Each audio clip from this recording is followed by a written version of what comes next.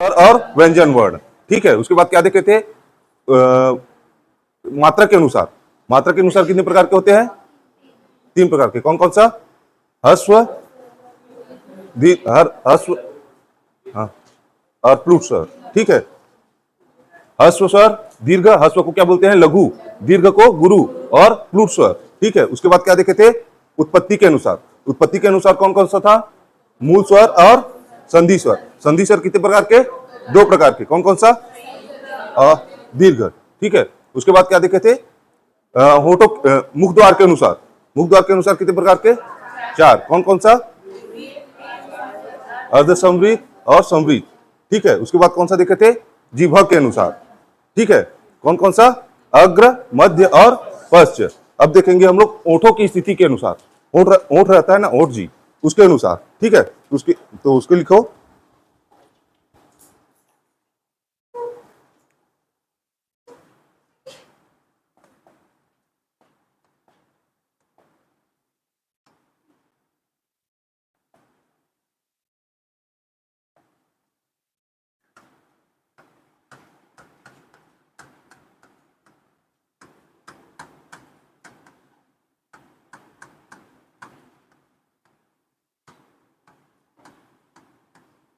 ओठों की स्थिति के अनुसार स्वर कितने प्रकार के हैं? 2 प्रकार के। ठीक है,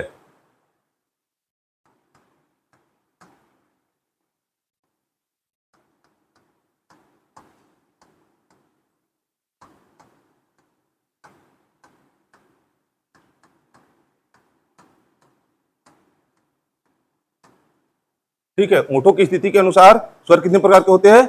2 प्रकार के। एक वृत्तमुखी और एक अवृत्तमुखी। वृत्त मतलब जब अगर बोलेंगे तो होठ क्या कैसा कैसा बनेगा? ओ के अनुसार, वृत्त के अनुसार। ठीक है, और जब उसको स्वर को बोलेंगे तो होठ क्या है? वृत्त के अनुसार ना बने, उसको क्या बोलेंगे? अवृत्तमुखी। ठीक है, इसको लिखो मत, मैं बता रहा हूं डायरेक्ट। तो आप ही लोग देखो, अगर ऊ बोलेंगे तो ऊ कैसा आ रहा है? वृत्त आ रहा है, ऊ ऐसा करके होठ बढ़ रहा है। ओ भी आ रहा है। ठीक है, तो ओ क्या है आपका? वृत्तमुखी। बोलने से वृत्त टाइप नहीं बन रहा है, आप बोल के देखिए आप लोग, ओ वृत्त बन रहा है ना। तो ये किस में आएगा आपका? वृत्तमुखी। उ उ ओ अ, ये किस में आएगा आपका? वृत्तमुखी। आप लोग बोल के देखिए, ओ अ, ये किस में आएगा? वृत्तमुखी। और बाकी सभी अवृत्तमुखी, जिसमें वृत्त ना बने। अ लग गया है मतलब ना, अ का मतलब क्या होता है? न। ठीक है, अगर सामने में अगर अ लग गया उसका मतलब होता है न। जैसे काम बोलेंगे तो काम करना है, ठीक है, काम है। अकाम, सामने में अ लग गया मतलब काम नहीं, तो सामने में अगर अ लग जाए उसका मतलब क्या है? नहीं। ठीक है, तो बाकी को लिख लो। अवृत्तमुखी में क्या बचा है? अ, आ, ई, ई, ए, ठीक है।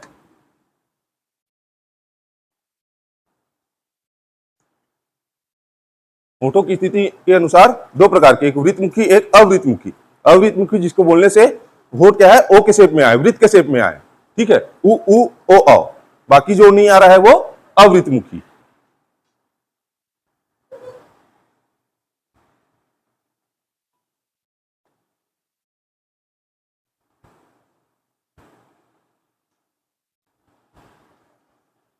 हो गया?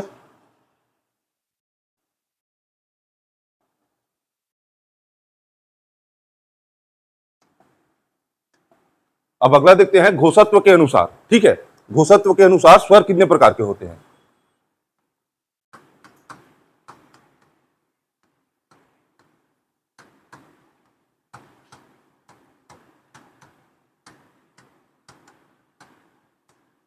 ठीक है, तो घोषत्व के अनुसार स्वर कितने प्रकार के होते हैं? तो यह होता है 2 प्रकार का। ठीक है, अनुनासिक और निर्नुनासिक।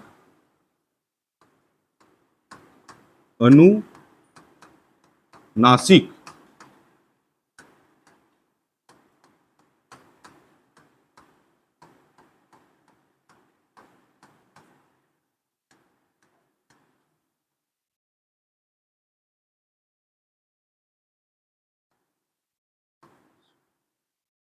ठीक है, इसमें ब्रैकेट में लिखना दोनों में। अनुनासिक अगर देखेंगे, इसको संधि विच्छेद करेंगे तो क्या बन रहा है? अनुधन नासिक, मतलब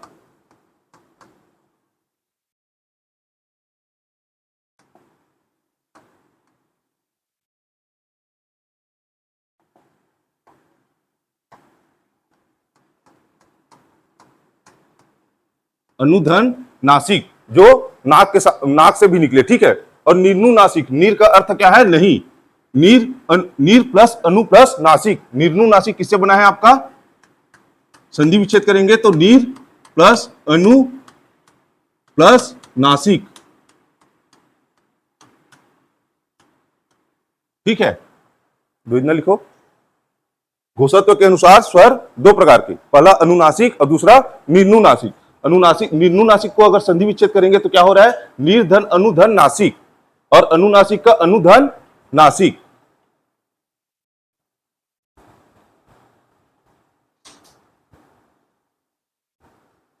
अनु मतलब क्या है आपका? साथ में, ठीक है। हवा क्या है?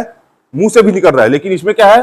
अनु अगर साथ, अनुनासिक नाक से भी निकल रहा है। निर्नुनासिक, नीर अनुनासिक, जिसमें नाक से नहीं निकल रहा है, ठीक है। तो इसके ब्रैकेट में लिखना हवा केवल मुंह से निकलता है, हवा केवल मुंह से निकलता है। निर्नुनासिक में लिखना नीर का अर्थ मतलब नहीं, ठीक है, और अनु का अर्थ साथ में। इसमें अगर इसमें लिखेंगे निर्नुनासिक में तो हवा क्या है? केवल मुख से निकल रहा है। नीर मतलब नहीं, मतलब इसमें क्या है? सिर्फ मुंह से निकल रहा है, नाक से, नासिक मतलब नाक से नहीं निकल रहा है। तो किससे निकल रहा है? निर्नुनासिक का मतलब हवा केवल मुख से निकले, ठीक है। और अनुनासिक, अनु मतलब साथ में, नासिक मतलब नाक, हवा नाक से भी निकल रहा है, तो मुंह से तो निकल रहा है और इसमें नाक से भी निकल रहा है, और इसमें क्या है? सिर्फ मुंह से निकल रहा है। नीर का अर्थ नहीं, ठीक है।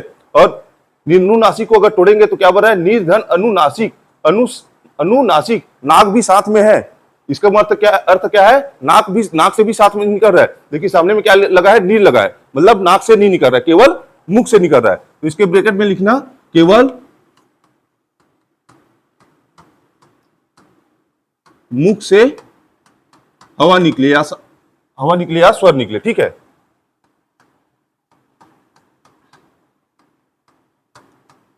और इसमें क्या लिखना? अनु मतलब साथ में नाक से भी निकल रहा है। अनुनासिक मतलब अनु मतलब साथ में, नासिक मतलब नाक से भी हवा निकल रहा है, ठीक है। तो इसमें क्या है? केवल मुख से निकल रहा है। निर्धन अनुधन नासिक, अनुनासिक का अर्थ क्या है? नाक से भी साथ में निकल रहा है, लेकिन इसके सामने में क्या लग गया है? नीर मतलब नहीं, नाक से भी साथ में नहीं निकल रहा है, केवल किससे निकल रहा है? मुख से निकल रहा है। और इसमें क्या है? अनुनासिक, हाँ, नाक से भी साथ में निकल रहा है, ठीक है। तो इसका अर्थ इसमें लिख लेना मुख और नाक दोनों से हवा निकले, ठीक है।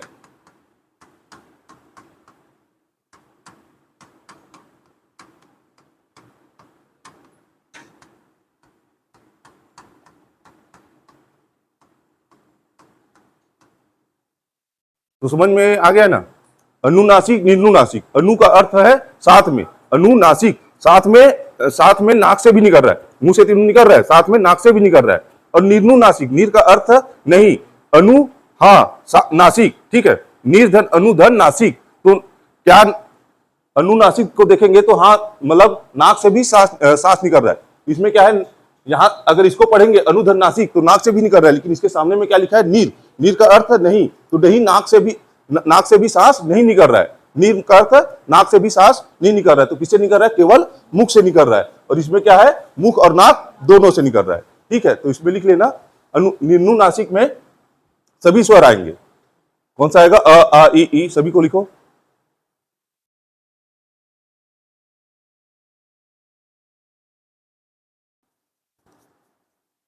निर्नुनासिक में सभी स्वर आएंगे। दीर्घ का अर्थ नहीं, तो नाक से भी सांस नहीं निकल रहा है, नाक से भी नहीं निकल रहा है, केवल मुख से निकल रहा है, ठीक है। इसको याद रखना ना। नीर का अर्थ नहीं मतलब अनुनासिक, नाक से भी निकल रहा है क्या? नहीं, नाक से भी नहीं निकल रहा है, केवल मुख से निकल रहा है। अनुनासिक, अनु मतलब हाँ, नाक से भी निकल रहा है, तो मुंह से तो निकल रहा है, नाक से भी निकल रहा है। तो निर्नुनासिक में क्या आएगा? सभी स्वर आएंगे, ठीक है। और अनुनासिक में क्या आएगा आपका?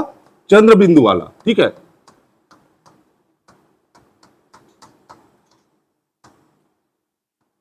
ऐसा, ठीक है। जिसमें चंद्र बिंदु रहेगा वह क्या है आपका?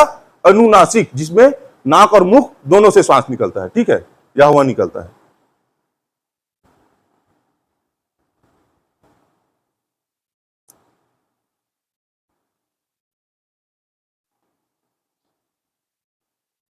आया समझ में?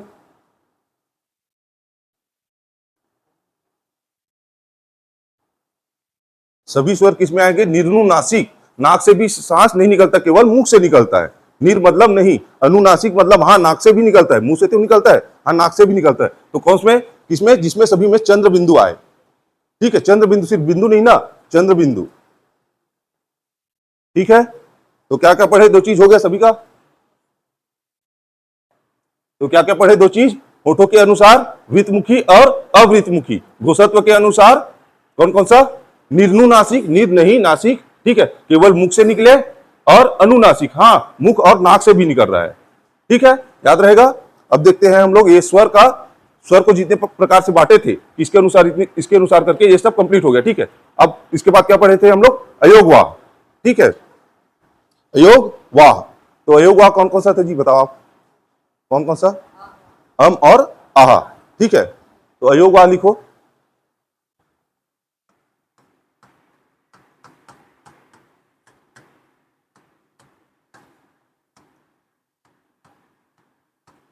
अम और आहा।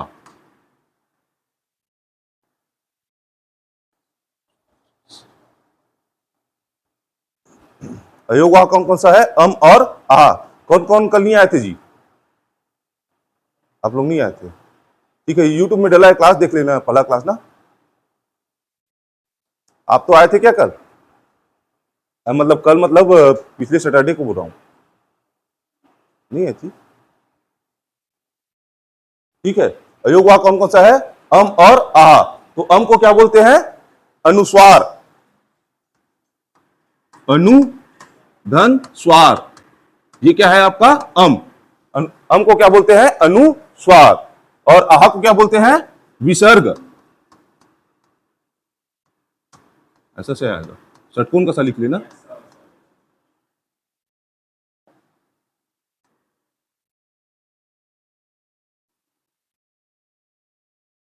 नहीं तो आएगा भाई, हाँ ये वाला आएगा यार। सड़क कैसा आएगा?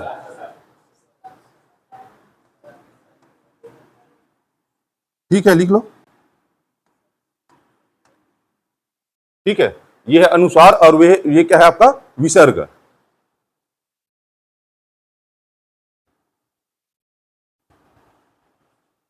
याद रहेगा अनुसार किसको बोलते हैं? ठीक है, अब लिखो आगे। ये दोनों ना तो स्वर में आते हैं और ना ही व्यंजन में। ये दोनों ना तो स्वर में आते हैं ना ही व्यंजन में,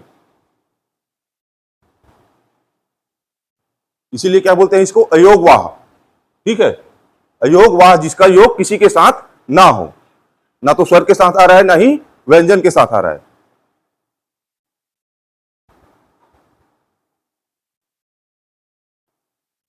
हो गया? अयोग वाह स्वर के बाद आते हैं, और अयोग वाह स्वर के बाद आते हैं।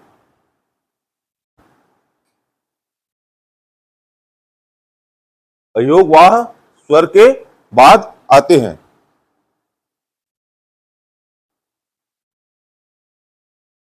और व्यंजन के पहले।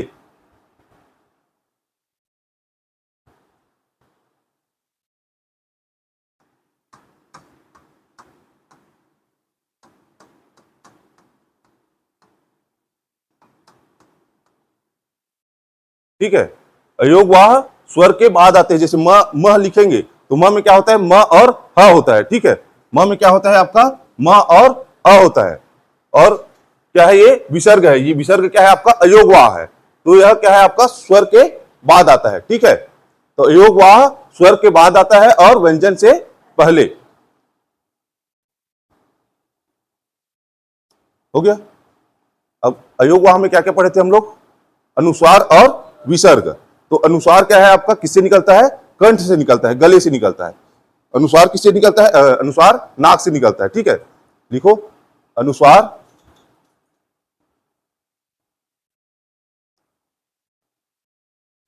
अनुस्वार नाक से निकलता है। ठीक है, अनुस्वार कौन सा है? अम।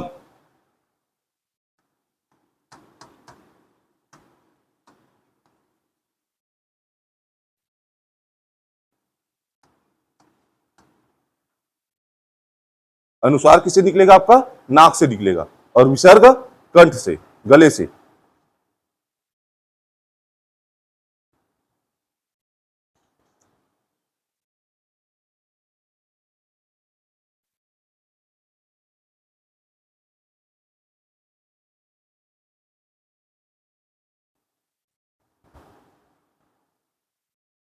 हो गया। अब क्या पढ़े हम लोग? अनु अनुनासिक। क्या पढ़े थे? एक निर्नुनासिक और अनुनासिक। तो अनुनासिक में क्या आता था? चंद्र बिंदु वाला। ठीक है, तो उसमें लिखिए अनुनासिक करके हेडिंग डालिए।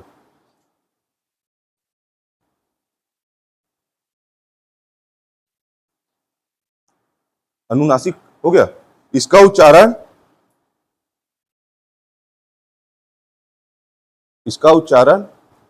मुख और नाक से किया जाता है।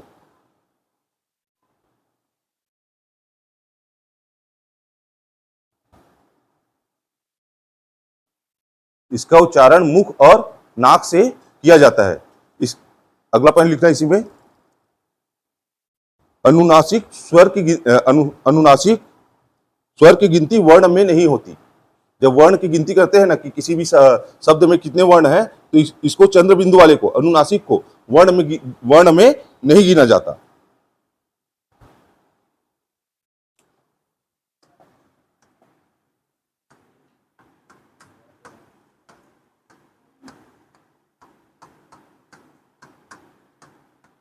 अगर इसको हम लोग तोड़ेंगे तो क्या होता है? अगर वर्ण की गिनती करेंगे तो च आ, इसी में क्या आ जाएगा? आपका चंद्र बिंदु, क्योंकि इसका अनुनासिक का वर्ण में नहीं गिना जाता। ठीक है, उसके बाद क्या आ जाएगा? आपका द, उसके बाद अ। ठीक है, इसका हंसना का क्या हो जाएगा? आपका ह धन आम, मतलब चंद्र बिंदु वाला।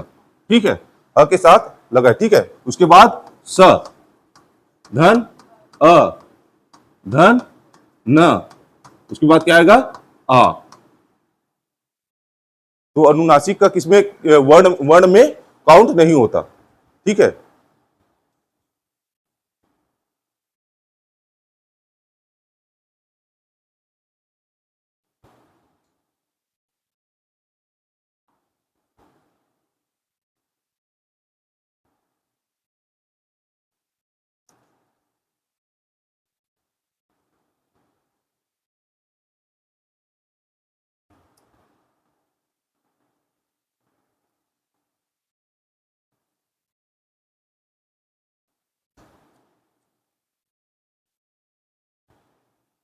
हो गया।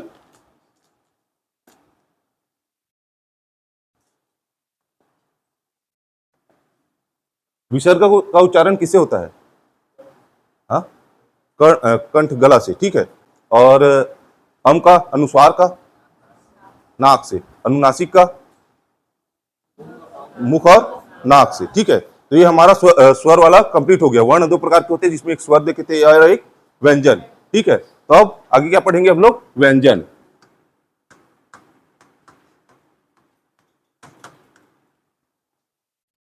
तो इसमें लिखिए इसका उच्चारण स्वरों की सहायता से होती है। इसका उच्चारण स्वरों की सहायता से होती है।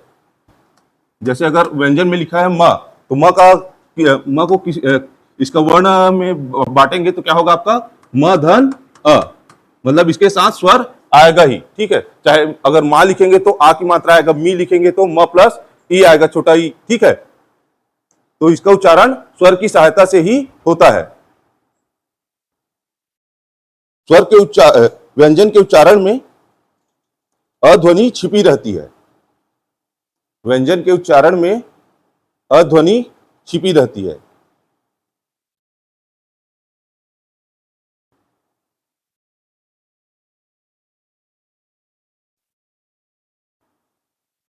अगला पॉइंट लिखना, स्वर वर्ण स्वतंत्र होता है। स्वर स्वर अकेले आता है। जैसे अ बोलेंगे चाहे आ बोलेंगे तो वह अकेले होता है। स्वर वर्ण स्वतंत्र होता है और व्यंजन स्वर पर आश्रित होता है।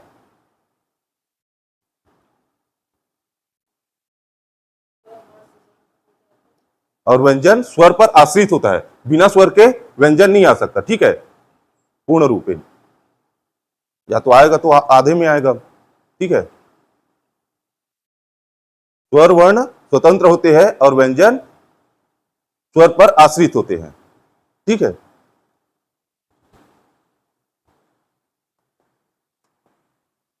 अब देखते हैं व्यंजन, ठीक है।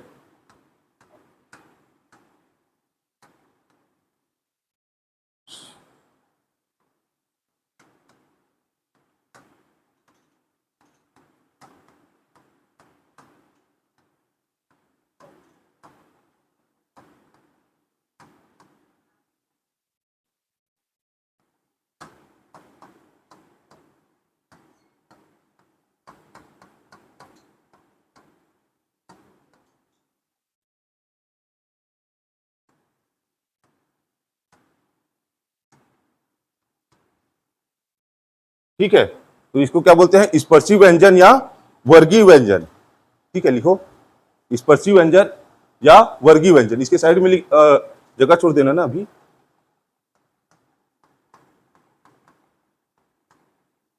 एटीएम से क्या निकलता है जी, एटीएम से पैसा निकलता है, उसी प्रकार केटीएम से क्या निकलेगा, डीओ। गर्मी का दिन है तो डीओ लगाना पड़ेगा ना, तो केटीएम से क्या निकालना है, डीओ। कंठव्य, तालव्य, मूर्धन्य, दंतव्य, उष्टव्य, ठीक है। ये क्रम को याद रखना, ठीक है। एटीएम से जैसे पैसा निकलता है उसी प्रकार केटीएम से क्या निकलेगा, डीओ निकलेगा, ठीक है। कंठव्य, तालव्य, मूर्धन्य, दंतव्य और उष्टव्य।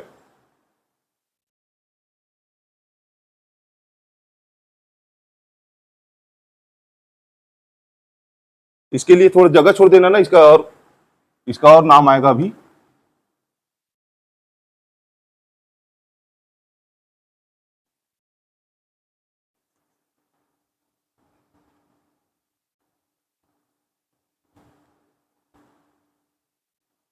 हो गया। अब पहले इसको क्या बोलेंगे, वर्ग। तो वर्ग के जैसे पहले वर्ग बोलेंगे तो इस लाइन में जितना भी रहेगा वह पहला वर्ग कहलाएगा। जो अगर पांचवें वर्ग देखेंगे तो इस लाइन में जितना भी रहेगा वह किस में आएगा, आपका पांचवें वर्ग में आएगा, ठीक है। ये क्या है, अगर पहला वर्ग बोलेंगे तो ऊपर से नीचे, दूसरा वर्ग बोलेंगे तो ऊपर से नीचे, ठीक है। तो इसको याद कैसे करना है, कचट तप, पहले पहले वर्ग का देखेंगे, ठीक है। क च त त और प, कचट तप, ठीक है। इसको पहले लाइन को लिखो, कचट कचट तप, ऐसे ही याद करना है ना इसको, कचट तप।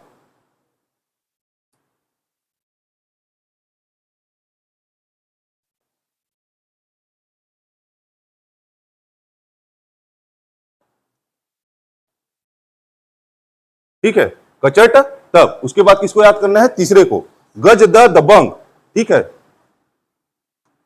गज ड, इसमें बिंदु नहीं आएगा ना, इसमें बिंदु नहीं आएगा, गज ड दबंग, द ब, ठीक है। गज द दबंग, कचट तब पहले वाले को कचट तब और तीसरे वाले को गज द दबंग, ठीक है। तीनों को पहले वाले को याद करना पहले, उसके बाद तीसरे वाले को, उसके बाद बीच वाले को भरना है, ठीक है। तो क के बाद क्या आता है, ख, क के बाद ख, उसके बाद इसमें तो ग आ गया है, ठीक है। क ख ग घ, उसके बाद अंगा, साइड बिंदु, साइड में रहेगा ना बिंदु इसका, ठीक है। इस वाले में बिंदु नहीं रहेगा, इसमें साइड बिंदु रहेगा, ठीक है। इसको याद रखना है ना, पांचवें वाले को, क ख ग घ अंगा, उसके बाद क्या आ गया, च, कचट तप, ठीक है। तो इसमें च आ गया, च के बाद क्या आएगा, छ, ज, झ, उसके बाद इया, उसके बाद ट आ गया, ठीक है। ट के बाद ट ठ, द, कचट तप, ट ठ, द द ध न,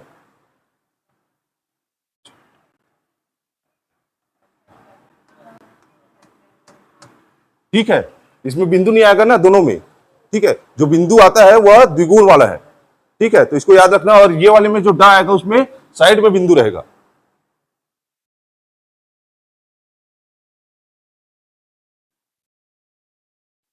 उसके बाद त के बाद क्या आएगा, थ, त थ द ध न,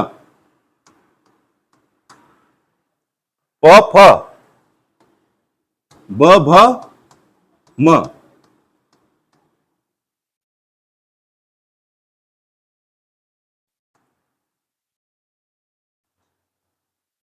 हो गया, याद हो गया।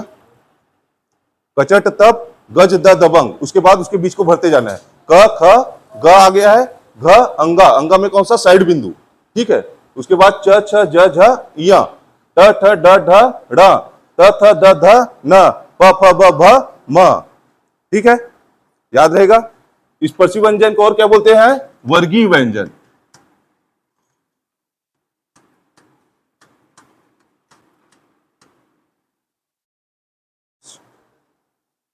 ठीक है। और पांचवें वर्ग को क्या बोलते हैं? पंचमाक्षर।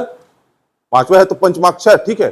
पंचमाक्षर और अनुनासिक, ठीक है। जो नाक से भी निकल रहा है, मुंह से तो निकल रहा है, नाक से भी निकल रहा है, वो वाला पढ़ाया था ना, अनुनासिक। तो पूरे पंचमाक्षर को क्या बोलते हैं? पांचवें वर्ग को अनुनासिक बोलते हैं। तो ये सभी क्या किस में आएंगे? ये सब अनुनासिक में आएंगे, ठीक है।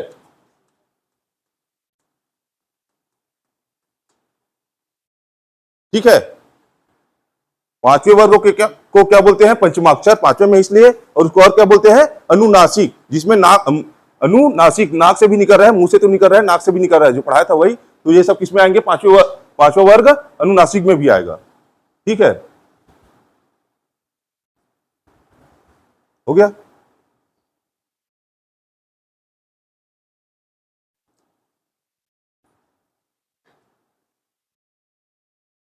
और इसको पूरे को क्या बोलते हैं? स्पर्शी व्यंजन। अगर देखेंगे तो इस पांचों को क्या बोलेंगे? स्पर्शी व्यंजन, ठीक है। स्पर्शी व्यंजन या वर्गीय व्यंजन सभी किसमें आएंगे? आपका स्पर्शी व्यंजन में। और तालव्य किसमें आएगा? स्पर्श संघर्षी व्यंजन। ये वाला स्पर्श तो आ रहा है, और क्या आएगा? स्पर्श संघर्षी व्यंजन, ठीक है। तो तालव्य किसमें आएगा? स्पर्श संघर्षी व्यंजन। लिखो ना, जो तालव्य वाला लाइन कौन सा है? ये च से य तक वाला, ये किसमें आएगा? स्पर्श संघर्षी व्यंजन। और पूरे वर्ग किसमें आता है? संघर्षी व्यंजन, स्पर्शी व्यंजन, ठीक है। पूरा वर्ग स्पर्शी व्यंजन, तालव्य स्पर्श संघर्षी व्यंजन, ठीक है। तालव्य जो च वाला लाइन रहेगा सभी, ये किसमें आएगा? स्पर्श संघर्षी व्यंजन, ठीक है। अभी एक और आएगा संघर्षी व्यंजन। तो स्पर्शी व्यंजन पूरा आएगा, स्पर्श संघर्षी बोलेंगे तो तालव्य वाला लाइन आएगा, और संघर्षी व्यंजन अभी आएगा, उसको बताता हूं मैं, ठीक है।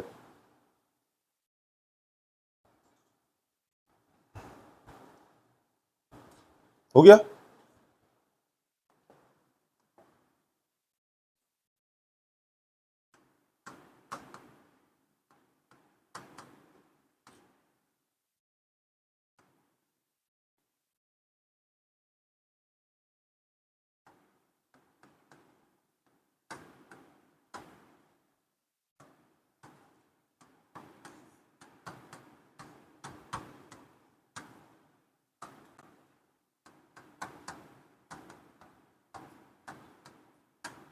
ये क्या है? अंतस्थ व्यंजन। अंतस्थ व्यंजन क्या है? य र ल व, ठीक है। और उष्ण या, इसी को क्या बोलते हैं? उष्ण या संघर्षी। और अंतस्थ को क्या बोलते हैं? अर्धस्वर, ठीक है। तो अंतस्थ बोले या अर्धस्वर बोले, कौन सा है? य र ल व, य र ल व, य र ल व, ठीक है। और उष्ण या संघर्षी व्यंजन किसको बोलेंगे? स स सह। तो इसको, इस क्रम को याद रखना ना, जब विसर्ग संधि व्यंजन संधि पढ़ेंगे तो काम आएगा। स स स, पहले कौन सा? शक्कर, उसके बाद षटकोण, उसके बाद सड़क।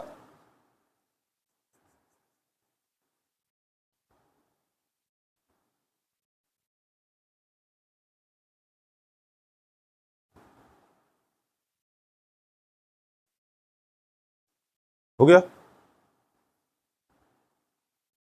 कौन सा स कौन सा है? पहले पहले शक्कर, उसके बाद षटकोण, उसके बाद सड़क। हाँ, मतलब जो भी बोलते हो, ठीक है, ये वाला आएगा, ठीक है। तो इसको याद रखना। तो स्पर्शी व्यंजन कौन सा है? जो स्टार्टिंग में 25 पढ़े थे, 1 से 5 वर्ग, वो क्या है आपका? स्पर्शी। और स्पर्श संघर्षी तालव्य, और संघर्षी उष्ण या संघर्षी स स सह, और अर्धस्वर य र ल व, अंतस्थ या अर्धस्वर, सभी नाम को याद रखना है ना, अलग अलग से क्वेश्चन आता है। अर्धस्वर से अर्धस्वर कौन सा है करके पूछ सकते हैं, उसी को अंतस्थ कौन सा है करके पूछ सकते हैं। ठीक है,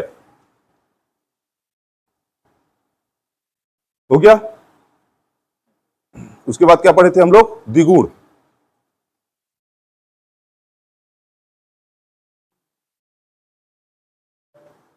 चलो जी बताओ आप, स्पर्श संघर्षी कौन सा है, क्या लिखा है क्या नहीं लिखा। चलो आप बताओ, स्पर्श संघर्षी जिसमें स्पर्श भी हो संघर्ष भी हो। तालव्य, तालव्य से तालव्य इसको बोलते हैं ना, स्पर्श भी होता है और घर्षण भी होता है। ठीक है, संघर्ष, घर्षण हो रहा है मतलब संघर्ष हो रहा है। ठीक है, स्पर्श हो रहा है और संघर्ष भी हो रहा है। इसमें हो रहा है तालव्य। ठीक है, और संघर्षी बोलेंगे तो उष्ण या संघर्षी, स स स अर्धस्वर या र ल व या अंतस्थ। ठीक है, याद रहेगा, नाम में कंफ्यूज नहीं होना कि इसमें इसमें ये है करके। ठीक है, याद हो गया सभी का। चलो एक बार पढ़ो इसको, व्यंजन को, नाम को जो डबल डबल नाम है उस सबको याद रखना ना, उसी से क्वेश्चन बनता है। कभी इस नाम से पूछेंगे, कभी उस नाम से पूछेंगे।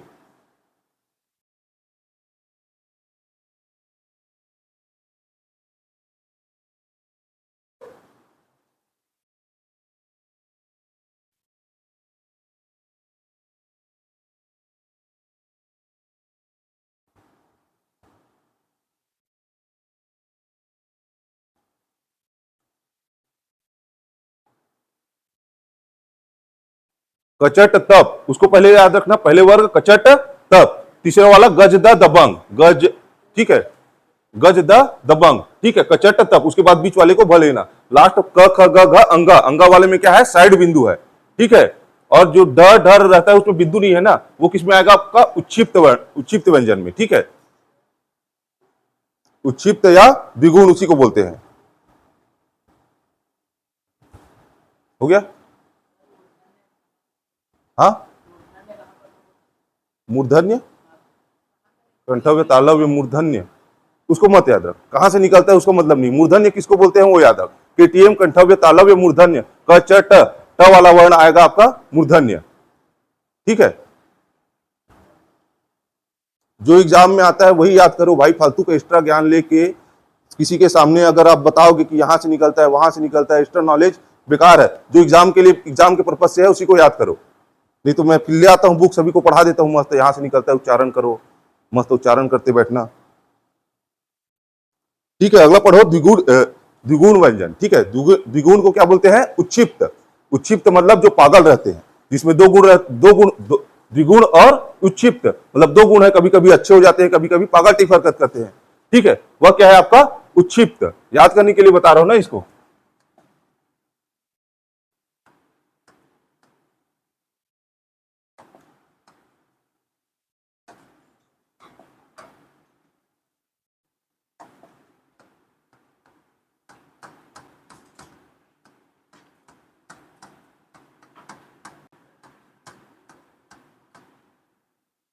जो नीचे में बिंदु आएगा ना, वो वाला क्या है आपका, उच्छिप्त या द्विगुण।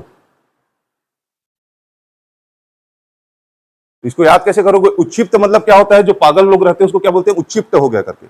ठीक है, उसी को क्या बोलेंगे, द्विगुण। कभी सही हरकत करते हैं, कभी गलत, मतलब कभी कभी खाने वाने के दोगे तो खा लेते हैं, मतलब सही आदमी टाइप उसको खा लेंगे, लेकिन बाद में आप ही को पत्थर से मारेंगे। ठीक है, मतलब दो गुण हो गया उसका। उच्छिप्त को क्या बोलेंगे, द्विगुण। ठीक है, जिसमें दो गुण हो, याद रहेगा।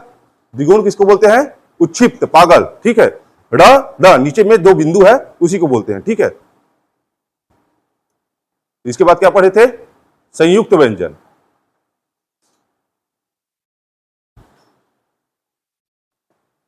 हो गया ना।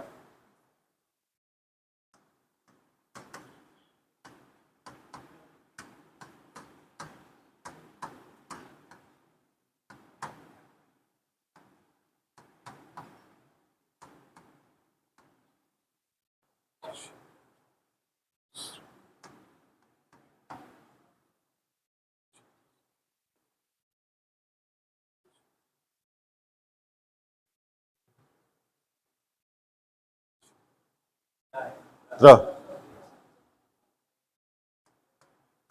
ठीक है, ये क्या है आपका, संयुक्त व्यंजन।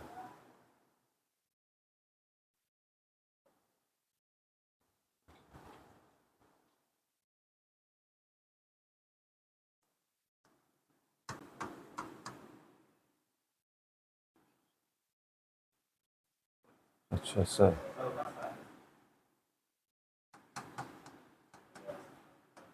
षटकोण का सर,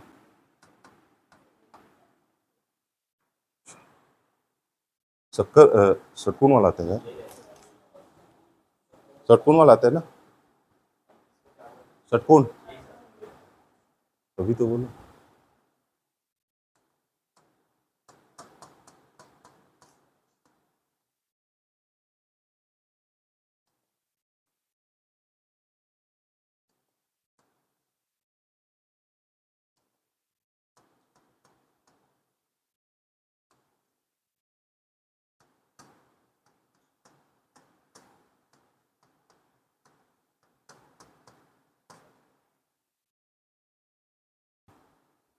संयुक्त व्यंजन मतलब दो व्यंजनों के योग से बना हो।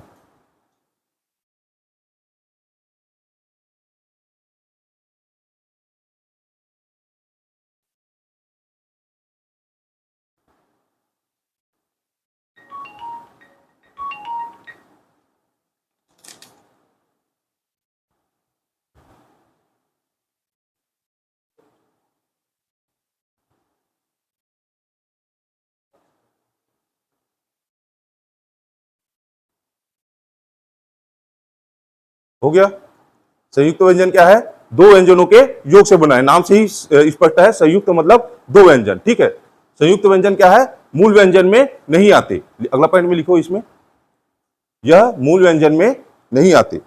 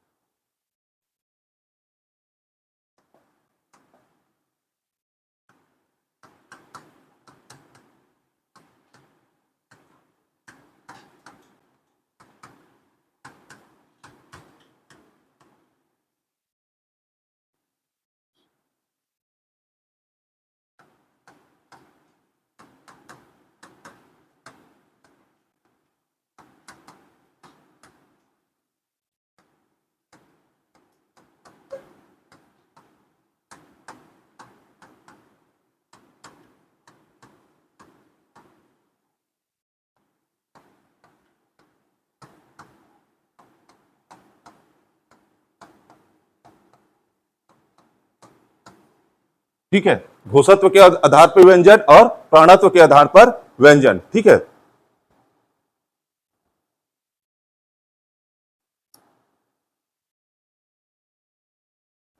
तो अघोष में लिखना। घोषत्व तो मतलब जैसे चिल्लाते हैं ना, मतलब घोषणा करते हैं, घोष, तो वो क्या है? आपका घोषत्व है। ठीक है, इसमें क्या है? अ लगा है। अ लगा, अ का मतलब क्या होता है? नहीं। अगर सामने में अ लगा है तो वह क्या है? नहीं। ठीक है, और सघोष मतलब स लगा है मतलब साथ में। ठीक है, तो अ में क्या आएगा? घोषत्व का मतलब जो हम लोग आवाज निकालते हैं, घोषणा करते हैं, वह क्या है? आपका घोषत्व है। तो अगर घोषणा करेंगे तो अगर स्वर तंत्रियों, स्वर के जो तंत्र तंत्र है उसमें अगर कंपन न हो तो वह किस में आएगा? सघोष। स मतलब हाँ या साथ में। तो स्वर तंत्रियों में कंपन होता है, स्वर तंत्रियों में कंपन नहीं होता। तो अ में क्या आएगा? नहीं होता, और स में आएगा होता है। इसमें घोषत्व, घोषत्व मतलब घोषणा करेंगे तो क्या होगा? स्वर तंत्रियों जो बोलेंगे, बोलना ही तो घोषणा है ना, तो स्वर तंत्रियों में कंपन किस में होगा? सघोष। स मतलब साथ में, और कंपन किस में नहीं होगा? अघोष। ठीक है, ब्रैकेट में लिखो उसका। हो गया। अघोष, अ मतलब नहीं, तो स्वर तंत्रियों में कंपन नहीं होता, किसमें नहीं होता? अघोष में। होगा किसमें? सघोष में।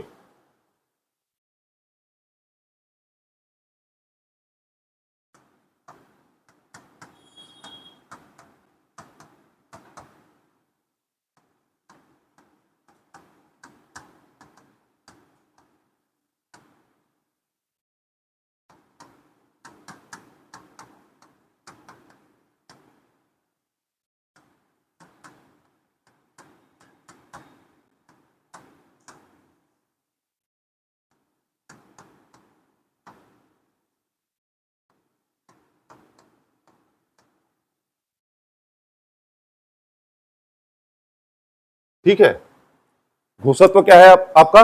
जिसमें घोषणा करेंगे तो स्वर तंत्रियों में कंपन न होगा तो सघोष, नहीं हुआ तो अघोष। ठीक है, तो अ पहले है। ठीक है, क्या है, पहले आता है, ठीक है। तो अघोष को ऊपर लिखे हैं, तो ऊपर लिखे हैं क्या है, एक दो को वर्ग है, ये क्या है, एक और दो क्या है, वर्ग है। जो बताया था पहला वर्ग, तो पहले वर्ग में क्या आएगा, क से कचट तक वाला आएगा। दूसरे में आएगा ख, उसके बाद च छ, तो छ, ऐसा करके तो पहला वर्ग और दूसरा वर्ग किस में आएगा आपका, अघोष में, और उसके बाद बाकी का सघोष में, ठीक है। उसके बाद क्या देखे थे हम लोग, अंतस्थ, अंतस्थ या अर्धस्वर, तो सभी किस में आएगा आपका, सघोष में आएगा, ठीक है। सभी किस में आएंगे, सघोष में। सभी स्वर किस में आएंगे, सघोष में। और उच्चिप्त या द्विगुण किस में आएंगे, सघोष में। इसमें क्या आएगा, सिर्फ स, और इसका उसी का ह क्या आ जाएगा, इसमें आ जाएगा, ठीक है। पहला दो आएगा, अघोष में क्या आएगा, पहला और दूसरा वर्ग, पहला और दूसरा वर्ग, और क्या आएगा, स। बाकी सबको किस में डाल देना है, सघोष में। अघोष में क्या आएगा आपका, पहला और दूसरा वर्ग, और स। बाकी किस में आएगा, सघोष में। याद रहेगा, याद रहेगा, पहला वर्ग और दूसरा वर्ग अघोष में डाल देना, और इसमें स, बाकी को किसमें, सघोष में। पहला और दूसरा अ में, और स, बाकी सब सघोष में। हो गया।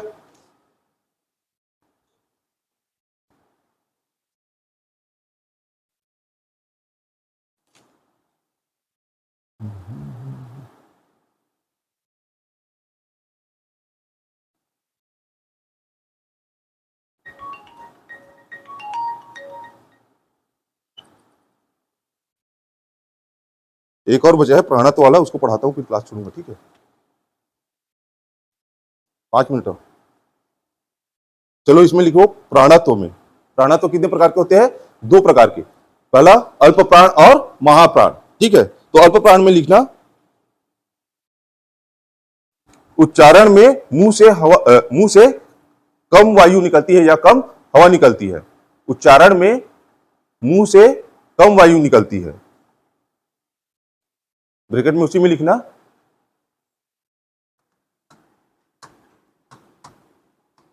उच्चारण में मुंह से कम हवा निकलती है, और महाप्राण में क्या निकलेगा, अधिक हवा।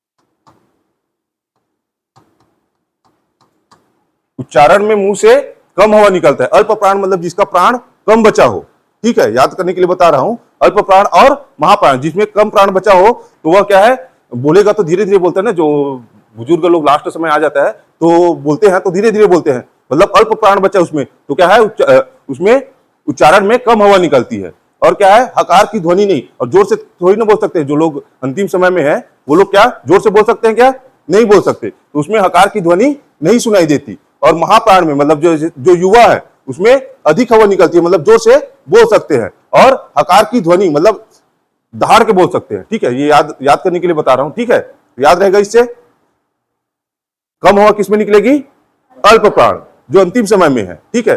हकार की ध्वनि निकाल सकती है क्या, वो लोग जोर से बोल सकते हैं क्या, एकदम ताव से नहीं, तो हकार की ध्वनि नहीं सुनाई देगी। और महाप्राण में हवा अधिक भी निकलेगा और हकार की ध्वनि भी सुनाई देगी, ठीक है। तो महाप्राण अगर देखेंगे तो दुनिया में 2-4 लोग ही महाप्राणी होते हैं, कि सभी लोग होते हैं जी, 2-4 लोग ही होते हैं ना। तो महाप्राण, इसको मिटा रहा हूं, ठीक है, पूरे को नहीं, यहीं पे देखो, तो 2-4 लोग ही क्या होते हैं, महाप्राण होते हैं, ठीक है। सब पूरी दुनिया के लोग महाप्राणी है क्या, नहीं है, केवल 2-4 लोग ही गिने चुने होते हैं। तो दूसरा वर्ग और चौथा वर्ग किसमें आएगा, आपका महाप्राण में आएगा, ठीक है। बचा कौन कौन सा वर्ग, 1, 3, 5। 1, 3, 5 किसमें आएगा, आपका अल्प प्राण में आएगा। महाप्राणी कौन होंगे, सिर्फ 2-4 लोग ही होंगे, ठीक है।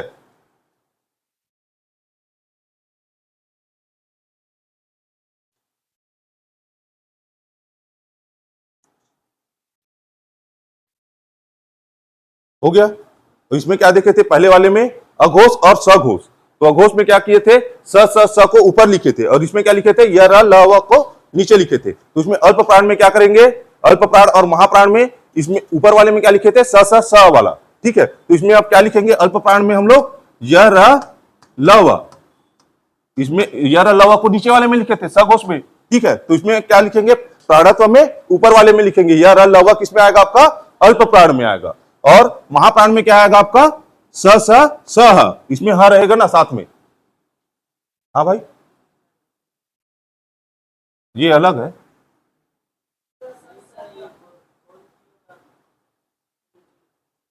हाँ हाँ है, इसको ये एक साथ आता है ना, ये क्या बोलते हैं, इस संघर्षी व्यंजन, ठीक है। एक इसमें आता है स स स ह, उसमें या संघर्षी व्यंजन, ये ह साथ में रहता है, इसी के कारण इसको गोल किया हूं मैं, ठीक है। स स स, लेकिन ह वाला किसमें आएगा, नीचे में आएगा, ठीक है। तो इसमें क्या करे थे, अघोष में स स स वाला ऊपर आ रहा था, मतलब अघोष के साथ आ रहा था। इसमें क्या करेंगे, अल्प प्राण और महाप्राण, तो महाप्राण में स स स ह को देंगे, ठीक है, स स स ह, ठीक है।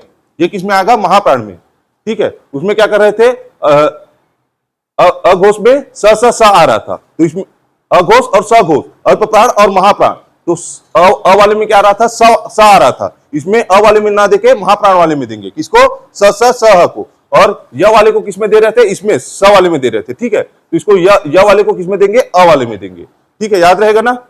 और क्या देखे थे, उपक्षिप्त, ठीक है, उक्षिप्त या द्विगुण, ड़ ड़, यही इसका क्रम है, क्या है क्रम, ड़ और ड़। तो इसको क्या करेंगे, एक एक बार देंगे, पहले ऊपर वाले को देंगे, उसके बाद नीचे वाले को। तो अल्प प्राण में क्या आएगा, ड, और नीचे वाले में महाप्राण में ड, ठीक है, ड और ढ, याद रहेगा।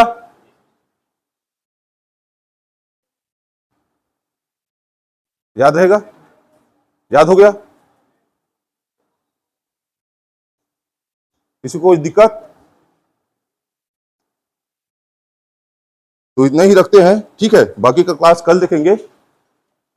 रुको रुको भाई, थोड़ा पूछ लेने दो, पढ़ तो लिए हो, 2 मिनट, एले बंद कर दे कंप्यूटर।